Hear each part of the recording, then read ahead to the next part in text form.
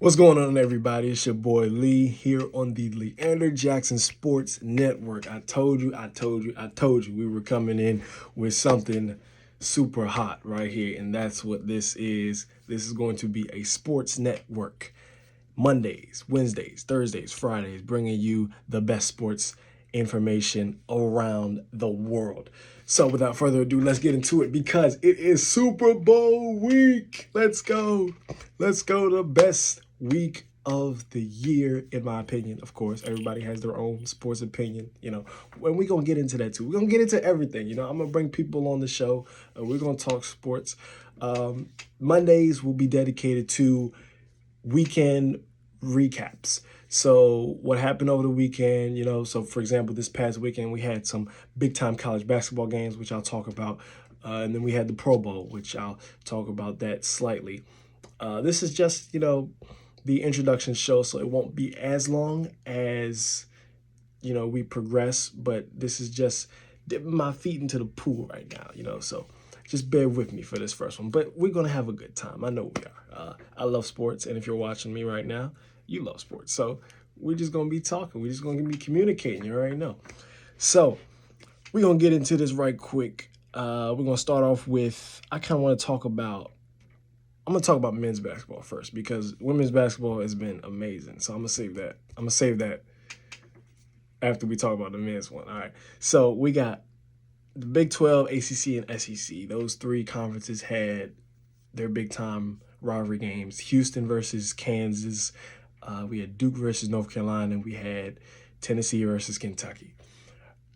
Tennessee, Kansas, and North Carolina proved that those three teams are, gunning for that Final Four spot because they took care of business. Each team was up basically the whole game. When they were playing, Kansas was up on Houston, North Carolina was up on Duke, Tennessee was up on Kentucky. They proved, if you watched them games, or if you didn't, just take it from me, because I'm looking at the eye test. They're proving that they are Final Four worthy.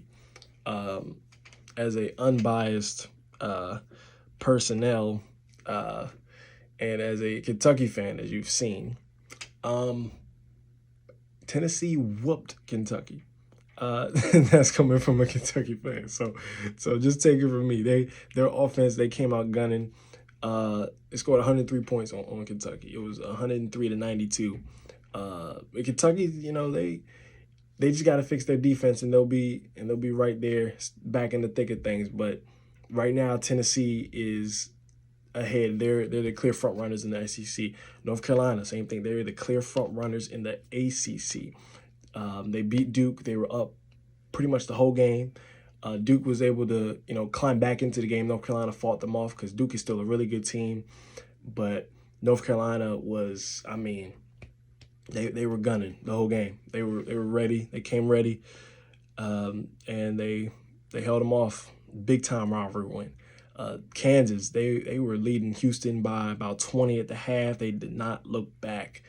Houston is another really good team, but Kansas, they had that mindset this weekend. They locked in. Speaking of locking in, Juju Watkins. Shout out to Juju Watkins. 51 points, women's college basketball. 51 points for the USC Trojans. Guard, she led her team to a 67-58 win over the number 4 team in the country, Stanford. At Stanford, Juju was balling. She was 14-26, 17-19 shooting free throws. You scored 51 of the team's 67 points. Come on, man. Come on, man. That's crazy. That's crazy talk. But she's been balling this whole season. I know everybody's been talking about Caitlin Clark. Caitlin Clark is an awesome, phenomenal, generational talent in women's basketball. But we can't forget about Juju Watkins. All right, so I just want to throw that out. We can't forget about Juju Watkins. I want to leave that note out there because I feel like we're going to be circling back to her name in March. All right, she had 29 points yesterday over a win over California, 79-69. Yeah, 79-69 win over California, 29 points. Caitlin Clark still doing her thing, 38 points, 12 assists. That guard is amazing. She is amazing. just top tier talent. The win over Maryland came with some hardships. Maryland was able to come back in the game, and I like Maryland. Maryland, they always got that. They always got a good team. This year, they're not quite where they want to be record-wise, but they got some good players. Jakia Brown-Turner, she was leading that team over the weekend. They almost pulled out the victory. Almost, because they took the lead. But if Maryland can string along some wins, they're going to have to pretty much win out if they want to make the tournament, because they're 12-10 now, I believe. They're going to have to get it cracking, because can't make the tournament if you end up 15-13 or 14-14 or whatever. You gotta get some wins under your belt. But I think they'll be good. But I mean, as you can see, action-packed weekend. College basketball was it is picking up, because after the Super Bowl, you look at the calendar, and it'll be mid-February, and then a couple weeks, it'll be March Madness. It is Super Bowl week. And before Super Bowl week, you had, Pro Bowl week, Pro Bowl games and everything. Now,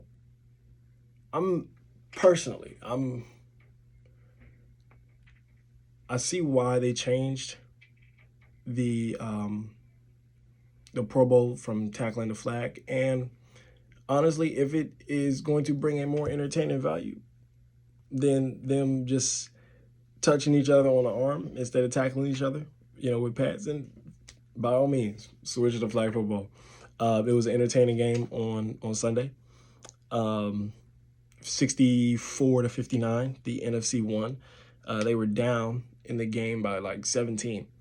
It was like 47-30, and they came back late in the game, back and forth. Just fun game for the see the Pro Bowlers out there getting some good work in. So that was pretty good, but all else fails in comparison. I say that with all respect, because just based off of facts and based off of viewership, the Super Bowl is always the most watched in American sports every year. So, with that being said, welcome to Super Bowl week officially. We have Super Bowl Media Day. We have just really Media Day all week. Kind of Media Week, pretty much. Opening night would be tonight. But we have the Kansas City Chiefs and the San Francisco 49ers. You will be getting my prediction on Friday. Okay. I'm not going to be throwing out any predictions right now. But what I will say is this.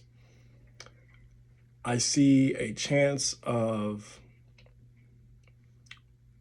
4 to 5 possibilities of people who could be the MVP.